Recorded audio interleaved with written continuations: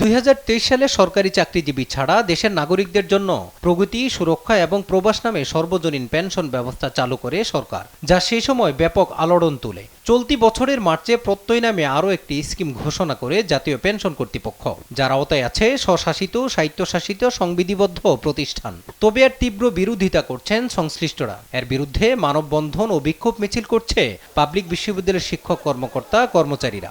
তাদের অভিযোগ, এমন সিদ্ধান্তে উচ্চশিক্ষার উপর নেতিবাচক প্রভাব পড়বে। কর্মকর্তা, কর্মচারীরা বলছেন, সরকারের একটি বিশেষ গ্রুপ বিশ্ববিদ্যালয়ের বিরুদ্ধে ষড়যন্ত্র করছে, যা মেনে নেবেন না তারা। এর বিরুদ্ধে আমরা অবস্থান নিয়েছি এবং ঢাকা বিশ্ববিদ্যালয় সম্মানিত শিক্ষক, কর্মকর্তা, কর্মচারী কেউ এই পেনশন ব্যবস্থা মেনে নেবে না। বিদ্যমান সুবিধায় পারিবারিক পেনশন সুবিধা পেয়ে আসছি, সেই পেনশন সুবিধাকে কর্তন করে কেন আবার প্রত্যয় স্কিমের মধ্যে অন্তর্ভুক্ত করা হবে, এটা আমরা মানি না। শিক্ষকরা অভিযোগ করেন, এমন সিদ্ধান্ত শিক্ষা ব্যবস্থার উপর নেতিবাচক প্রভাব ফেলবে। বৈষম্যর শিকার হবেন শিক্ষক, কর্মচারীরা।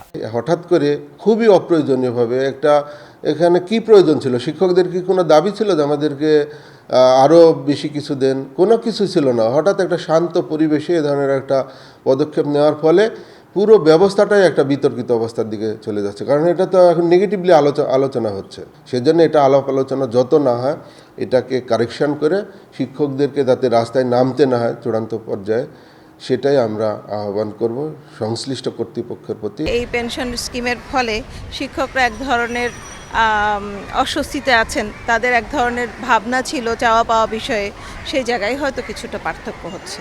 আর বিশ্ববিদ্যালয় শিক্ষক ফেডারেশনের মহাসচিব মনে করেন, বিশ্ববিদ্যালয়ের শিক্ষকদের জন্য আলাদা স্কিম দেশের উচ্চশিক্ষার বিরুদ্ধে ষড়যন্ত্র। বিশ্ববিদ্যালয়ের শিক্ষকদেরকে সে প্রত্যয়ের আওতায় এনেই ওনারা একটা নতুন স্কিম চালু করে দিয়েছে।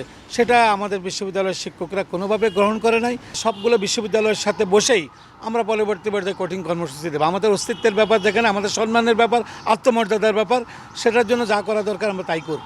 দাবি না মানলে ঈদের পর লাগাতার আন্দোলন এবং ক্লাস পরীক্ষা বর্জনের মতো কর্মসূচির হুঁশিয়ারিও দেন শিক্ষক, কর্মকর্তা, কর্মচারীরা। মাজহারুল ইসলাম, দেশ টিভি, ঢাকা।